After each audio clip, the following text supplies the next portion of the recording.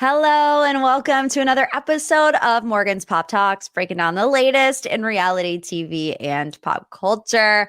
How are we? Feeling good? David's in the States. Yay! He's across the hall right now. This is the first MPT that I'm recording that David probably can hear me through our paper thin walls. He's probably giggling along.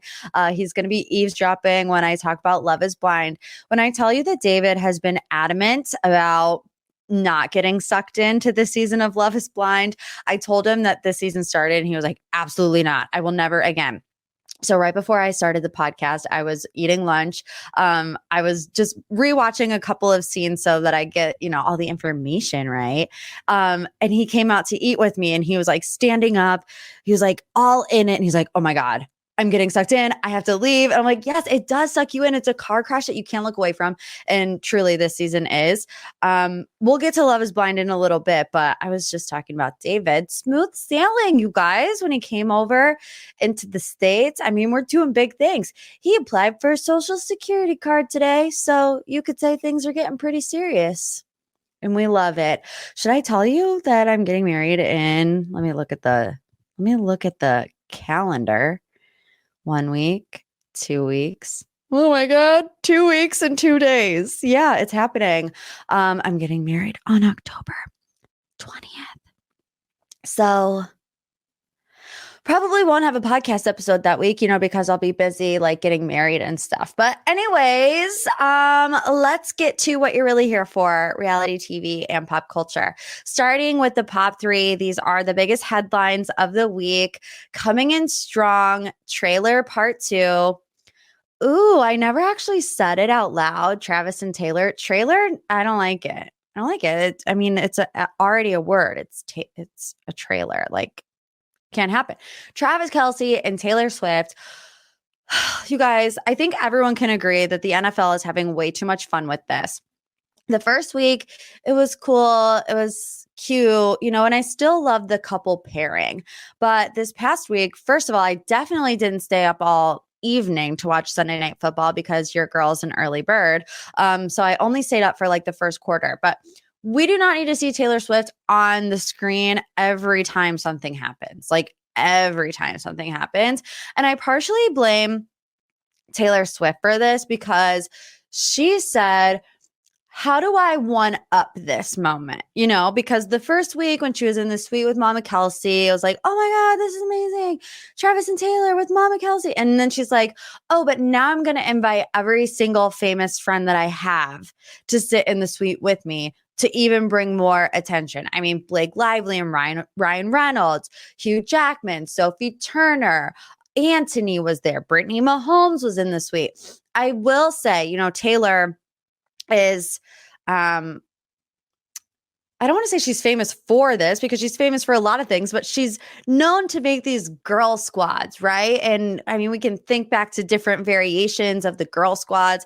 This is my favorite girl squad. Blake Lively, Sophie Turner, Taylor Swift. Sign me up. I want to go drink martinis with them in New York City. I could do without Brittany Mahomes, but if they're going to give her a second chance, maybe I should give her a second chance as well. I will say, while I don't think that this is fake, I think they're probably just having fun and both enjoying the publicity that it's bringing them. I had my first, is this fake moment watching Sunday Night Football because, something good happened. They showed Taylor Swift and then they immediately went to commercial break. And do you know what the first commercial in that stop set was? It was the Eras documentary movie commercial. And I'm like, these conversations had to have happened. Somebody is buying that ad to put on Sunday Night Football, right? Somebody is making that transaction. So what's the conversation going on behind there? I'm always thinking about that. What is the conversation that led to this moment? And it's like, okay, Taylor's going to be there on Sunday. So make sure that the first commercial that people see are going to be, the Eras Tour coming to theaters on October 13th. I don't know. Maybe it's just a coincidence. Maybe not. I saw another amazing TikTok theory. Molly McPherson, I think, stitched it with another creator that I can't remember right now. And I apologize for that. But it was, we all know that Taylor Swift is a mastermind, but like if this is her level of mastermindery, I don't think that that's a word, but hear me out. Before this past Sunday, if you would have typed in Taylor Swift jets on Google, what would have popped up? All the disparaging articles about Taylor Swift and her jet emissions. I think it was either last year or the year before, you know, Taylor Swift, who has been able to kind of maneuver out of any bad press, even like the latest, her being linked to Maddie Healy, who people find to be problematic. She's kind of walked away from everything unscathed. The jet situation, like her jet being the number one contributor to carbon emissions, you know, in the world, like you can't really escape that. And some people still bring that up, you know, when talking about Taylor Swift. What pops up on Google now when you type in Taylor Swift jets? It's Taylor Swift at the Jets game. It's Taylor Swift cheering on Travis Kelce. It's Taylor Swift and Sophie Turner, you know? So it's just like, I don't know if they planned that or if it was just a lucky coincidence. If God loves Taylor Swift that much that he's like, here, let me shield you from negative SEO for the rest of your life. But yeah, I just thought that was interesting. Let's move on to headline number 2. We are getting into Love is Blind, the latest episode drop. We're going to talk a little bit more about Love is Blind later in the episode and also on Extra Pop tomorrow, which sidebar, we have switched, if you're a Patreon member, we have switched the order of the week because the Bachelor franchise has started to air their stuff on Thursday nights. We're going to do Bachelor Brain Dumps on Monday, and then we're going to do Extra Pop on Friday. So all of the stories that didn't quite make it into the episode of MPT, like are Aaliyah and Uche actually dating? Were they dating during Love is Blind? What happened to the other couple that got engaged on the show, but we're not seeing? We're going to discuss that in Extra Pop tomorrow. So just a little reminder for all of you who are subscribed. But anyways, back to Makeup Gate. Everyone is upset about Taylor and JP and Makeup Gate. I mean, the edit got me good. Last week I was like, Taylor and JP, they seem well suited for each other. They seem normal. They seem like if a couple here is going to last, it's going to be them. And now we know how that ended up. I think it's interesting that we learn that the start of the demise, I guess you could say, of their relationship started at the reveal. To me, there were no big red flags during the reveal. Like, they were very huggy. They were very kissy. I was like, oh, they like each other. They're into each other. If anything, I was like, oh, he really like got a good deal out of the situation, you know? There was one little red flag during the reveal where he says something about her eyelashes, and she says they're fake. And he says something like, I can tell. And that was a little red flag, but I didn't think too much into it because it's like, yeah, we can all tell that they're fake. But in Mexico, things just got increasingly worse. You know, Taylor was expressing concerns to JP that he wasn't like communicating with her enough or at all for that matter. They were pretty awkward together. They weren't as far along as other couples. And then it all comes to a head in this conversation about Taylor and how much makeup she was wearing during her reveal. So a quote from JP during that scene, he says, I understand that you tried to present yourself and look as best you could, but I feel like if you would have presented yourself like this without any makeup, it would have been better. Okay. She said, so the way I looked made you communicate differently, she asked. And then he said, it felt like you were fake, caked up. The fake eyelashes bothered him. JP said it was too much makeup. It was all over his jacket. Okay. It's one thing to have a preference because everybody has preferences. Some people prefer blonde hair and blue eyes. Some people prefer, you know, big muscular guys. I prefer lean, you know, soccer players, i.e. my future husband. It's another thing to call someone fake and caked up. Do you get what I'm saying? Like, there are ways to express that this is my favorite look of yours. Just like this. This is my favorite. I love it when you look like this, Taylor, with no makeup. I think you're beautiful no matter what, but this is my favorite. That's one way to say it. Another way to say it is you were fake and caked up. Like, talk about not having any self-awareness on how to speak to a woman, and at the end of the day, she's right. The way she looked should not have made him communicate any differently. It's just as a mind-boggling assumption to make that somebody is fake because they put makeup on. And I mean, you've seen the comments all over the place. Women don't wear makeup to attract a guy. They wear makeup because it's what makes them feel good inside. And, at the end of the day, your fiance should not make you feel insecure, uncomfortable, or less than because you wanted to get dressed up for what could have been the biggest moment of your life. I will say I'm so glad that Taylor just cut it off right then and there. I feel like in the past, we've seen contestants prolong things, stretch things out to make it to the end of the show, to make it to the wedding day, i.e. Zaneb and Cole, where she probably knew long before that moment that she wasn't going to marry him. Now, I think, does it make for great TV? Of course. And if everybody bowed out of the weddings, Love is Blind wouldn't really have a show. But I also just think good for Taylor, that I think it proves that not all of them are solely in it for the screen time, but that they're there for the right reasons too. Speaking of right reasons, let's move on to headline number 3. The Golden Bachelor crushed Bachelor in Paradise in the week 1 ratings. And I have to say, I am not surprised in the slightest. Golden Bachelor Gary, I mean, ABC really, they called it the Golden Bachelor. They struck gold with this show. I watched it twice. Even when David came in on Saturday, and he came in about 6:00. He is jet lagged, obviously, but we had to eat dinner and then go to bed. So I'm like, babe, can we please watch The Golden Bachelor together? Like, I need you to experience this with me. That's how good it was. I feel like it's wholesome content. It's heartwarming content. Is it a little cheesy? Sure, but who cares at this point? And I feel like viewers really just want something different than the toxicity of what Bachelor Nation has kind of turned out to be. Now, I will say that charity season, I think, was a bit of an outlier.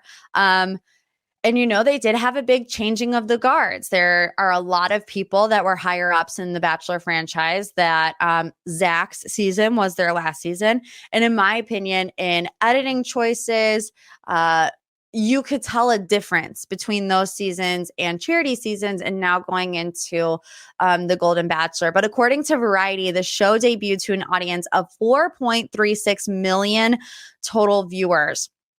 Season 27 premiere of The Bachelor, which was Zach's, had just below 3 million.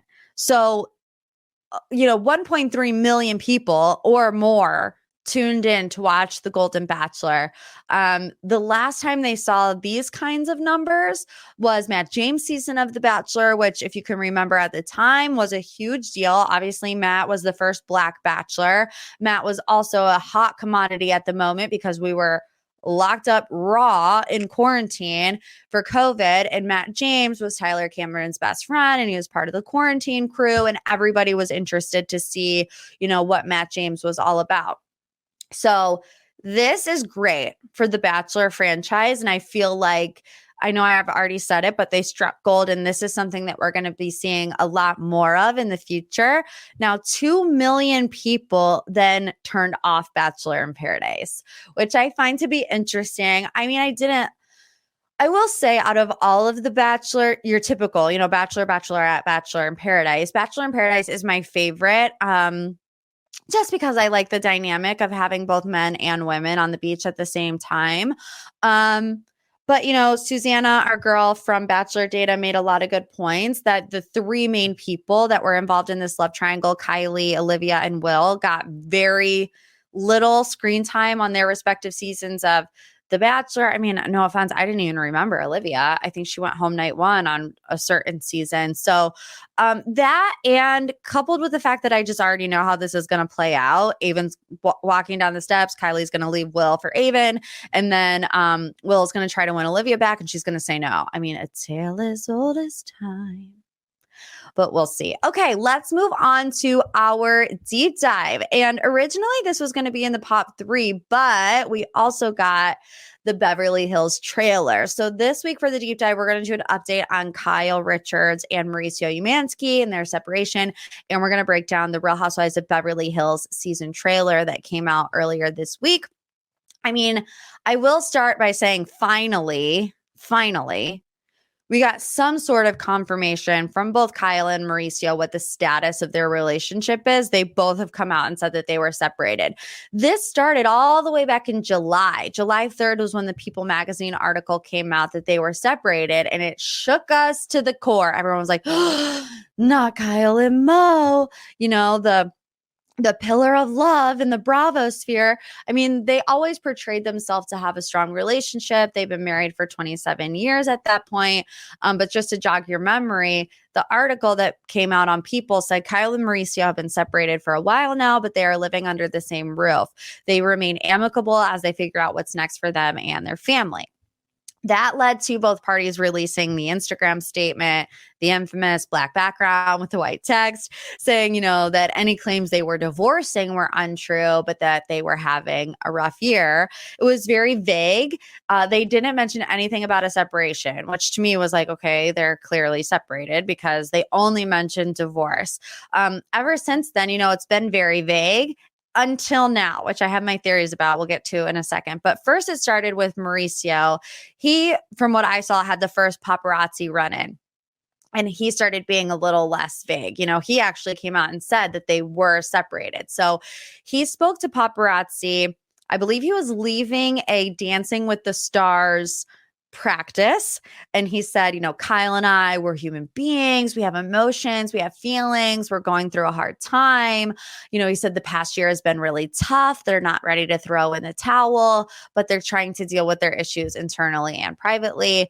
And he also spoke on the big rumor in the air, a potential romantic relationship with Kyle Richards and her friend and country artist Morgan Wade. He said, there's no doubt in my mind that Kyle has not slept or cheated with Morgan Wade. He said they're really great friends. They are filming stuff together. They're doing stuff together. They're not in a relationship. So that's isolated incident number 1. Isolated incident number 2, a few days later, paparazzi caught up with Kyle Richards, and she echoed Mauricio's sentiments. She was a little bit less chatty than Mauricio was. You know, she did say that they were separated, but she was like, I'm not elaborating. She was like, no more. She says, I'm sick of hearing about it. I'm sure everyone else is sick of hearing about it. The photographer asked, is there any chance that you guys can work through things? And she said, that's private information. Now, she was seen last week supporting Mauricio while he was competing on Dancing with the Stars. She wasn't there this week. According to Mauricio, it was because she was filming confessionals that day for the Real Housewives of Beverly Hills. Kyle Richards and Mauricio Umansky may really be going through a tough time, but is this mutually beneficial PR for them both at the same time? Absolutely. They do paparazzi interviews right as Mauricio gets done doing his Dancing with the Stars practice. He's talking about Kyle on the show, whether she is in the audience, whether she's not in the audience. Then 2 days later, they catch Kyle and they ask the same questions. And then, oh yeah, the Real Housewives of Beverly Hills trailer is going to come out a couple days later when the whole entire thing is about Kyle and Mauricio, right? Kyle also wants Morgan Wade to be talked about because she's now invested in her career financially. She's making a documentary about Morgan Wade, her life, and her music career. So why not just shuffle Morgan into the mix and bring her on as a friend of and film her getting a K tattoo? You know, so I go back and forth on whether or not I buy it. On one hand, I think Kyle would not be filming scenes with Mauricio and her daughters if something really wasn't going on and they needed to discuss it. But on the other hand, Kyle Richards did make a show about her mother, and her sisters were not thrilled about it. So I have conflicting thoughts. I have no idea. So then we get the Real Housewives of Beverly Hills trailer after all of that, which, like I said, is the timing of it suspicious? Sure. Do the housewives know when the trailers are going to drop? I don't know. But what are the chances that the paparazzi sees Kyle and then 2 days later the Beverly Hills trailer comes out and it's all about Kyle and Mauricio? I mean, let's just sit and think for a second what else is discussed in the trailer besides Kyle and Mauricio. You have Erica Jane doing a Vegas residency, but she's afraid that people don't want to work with her because of all the things that's been going on with her and Tom Girardi. You have Dorit talking about having PTSD from the robbery, and PK says some of it is obnoxious. You have Crystal yelling about something that we don't know about yet. Garcelle's son says he needed his mom 2 years ago. Denise Richards is back. Camille is back. Faye Resnick is back. None of those will carry a season. You know what I'm saying? And everyone was wondering, how is this going to look without Lisa Rinna? And how I want you to approach this season of Beverly Hills, although I'll preface it by saying I think we're going to get this Scandival treatment where the Kyle and Mauricio episodes aren't going to come out until later in the season, but throughout the whole season, because they know that's where the storyline is going, we're going to get little sprinkles here and there to keep us interested. But what I want you to do is look at it from the frame of, if the show did not have that particular storyline, how would this season be? And then we'll discuss whether or not we think that this was maybe a little rused up by production. Especially because there were whispers early on in production that the season was kind of flopping. Everyone wanted Lisa Rinna gone, but they don't realize how much they're going to miss her when the season comes around because nobody's stirring the pot. The one person that is stirring the pot in the trailer is Miss Sutton. She's like, where there's smoke, there's fire. Fire. I love Sutton. I love her. I do. I love her. And I love Garcelle. And she's not wrong, and Morgan Wade makes an appearance. I just find everything they say and do to be contradictory to each other. Kyle and both Morgans are like, I don't get it. I wish everyone would stop talking about it. Kyle sneezes and it's on the front of TMZ. And then they go and make the music video with the love affair.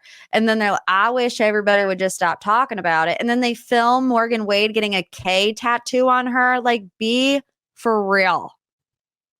Be for real. Do you think I have the word stupid written across my forehead, Kyle? And, I'm feeling it today. I had the Cheesecake Factory last night, and I think I'm still on like a sugar high from the red velvet cheesecake, which had about 2,000 calories. So that's why my mind is just going a million miles an hour. And that tangent about the Cheesecake Factory made me forget what I was going to say. So that's great. Anyways, the kitchen scene was another big one.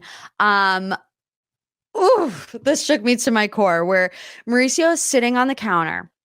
Kyle is doing whatever she's doing in the kitchen. And he's like, I'm just glad it's you having an affair. And she's like, yeah, for once it's me. And hit the look on his face. He's like, I cannot believe she just said that. I remembered what I was going to say. I will come back to this. I remembered what I was going to say. You have to remember, this is about deciding to film with Morgan Wade. What has Kyle been accused of in seasons past? Especially last season and even the season before. Kyle has really been accused of not sharing a lot of her personal life and also acting as a producer. People called her producer Kyle. So I don't believe it. I don't believe that just on a whim, they're going to show up to Kyle's house and they're going to go get tattoos and yay. Like, this was all planned. You cannot convince me otherwise. Now back to the kitchen scene. Wow. I'm really glad that I remembered that, because I would have listened to this podcast episode back and I would have been really upset. Okay. Anyways, obviously they are talking about there's always been like headlines and rumors about Mauricio and him cheating and him having affairs. And so I think that's what they're referring to in this scene, but like Mauricio was shook to the core, as we all were. So will this season be a flop or not? I don't know. Will we be able to see? I don't know. I'm like, I know Kyle's an actress, but like she's crying a lot in the trailer. I'm like, is she that good of an actress where she could just cry on cue? You know who I blame for all of this? It's mostly Scandival for like kind of creating this longing for a big scandal, that's gonna shake things up. But you know who really started it? It started with probably Brooks Ayers, but I feel like social media wasn't what it is now back then, but you know who was? Madison LaCroix. Yep. Madison LaCroix, I feel like, was the first big social media scandal, from Southern Charm. You had two huge players in Jennifer Lopez, okay, and Alex Rodriguez. And Madison LaCroix from Southern Charm is going to be the demise of that relationship. Well, Alex Rodriguez was the demise of the relationship, but people loved it. People were tuning in like never before. I mean, I feel like that's actually when I first started making TikToks and stuff because I was so shook about it. So I feel like we're just now on this trajectory of like, if you have a groundbreaking scandal that could potentially save your season, you better cough it up. Cough it up, Kyle Richards. You've been playing producer for far too long. Let's see what you got. Okay, let's move on to final thoughts. This is a potential spoiler alert for Love is Blind watchers between Izzy and Stacy. Some shady things are going on, so if you don't want to be spoiled, don't listen to this. But when I researched this story, do you know what song that was playing at the time? It was One Republic. It's too late to apologize. It's too late. And that's just going to set the mood for the story that I'm about to tell you. I mean, at this point in Love is Blind, I feel like I am all aboard the cuckoo choo choo. And I am the conductor of the cuckoo choo choo that I would choose to spend 8 hours of my life watching people like Lydia and Uche, watching Milton talk about rocks, watching Izzy not throw away his one-night stand's earrings before his fiance comes over. I feel like I'm in the circus, walking the tightrope. And the only silver lining, because I said it last week, I'll say it again. Well, I didn't say it last week. I said it on Instagram. We have two couples to root for right now. Lydia and Milton, which is just not great. And Izzy and Stacy, who have issues, sure. Differences of lifestyles, sure. But at least seem like kind of on the planet Earth, Not anymore. Not anymore. Because the story came out on TMZ, witnesses saying that Izzy and a mystery female companion, that's what they called it, were at Hermosa Ink Collective Monday in California. Looked like they were on a date. At one point, Izzy was touching her leg. I mean, he also was on Instagram posting things, and he was in the same outfit, drinking and grabbing pizza. The woman was out of all of his Instagram pictures, obviously, but the paparazzi caught him. Who is this woman? I don't know. At first I was like, oh gosh, here we go. Another SK scandal, if they're still together and there's cheating going on. But I was talking to some of my friends and actually can't decide if that's Stacy or not. It kind of looks like Stacy. It kind of doesn't look like Stacy. I honestly can't tell, but if it isn't Stacy and I was Stacy, I would be like, look at this, man. We didn't end up together, and he's going to go out and get my doppelganger because I'm just that fabulous. I mean, he has a type. I feel like he could feel the blonde hair oozing through the pods. It's like, okay, I can't see the blonde hair, but I can smell it. I can feel it. I can sense it. It's my sixth sense to figure out through this wall that Stacy has blonde hair, and that's my type. So are we gearing up for another scandal? I mean, they either don't get married and they get left at the altar, one of the two, or it's an SK situation. He's being unfaithful. That would be really bad. Or it's just Stacy. Time will tell. I mean, they did film this season 5. I looked it up in the spring of 2022. So it's been a year and a half. That also is just such a wild thing to me, that these people have to wait a year and a half to say that they're married to somebody. That's crazy. What I tell you, the cuckoo choo-choo, all aboard, all freaking aboard, because I know you guys are all on it too. Like I told you earlier, we have a lot more to discuss when it comes to Love is Blind. Like I said, if Uche and Aaliyah are actually together, you know, the Lydia of all of it, how did she end up on the show? Was she just following Uche? Izzy's convo with Johnny, which was just like, oh my gosh. And also there is an engagement that they're not featuring on the show. So we're going to talk all about it on Friday on Extra Pop. Make sure you are subscribed. The link is in the show notes below, or it's just on patreon.com/Morgan's Pop Talks. If not, I'll see you next week. Oh my God, wait, let me just check something next week. Next week is the last next week will be the last podcast episode of me as a single woman. That's crazy town. That's the cuckoo choo-choo right there.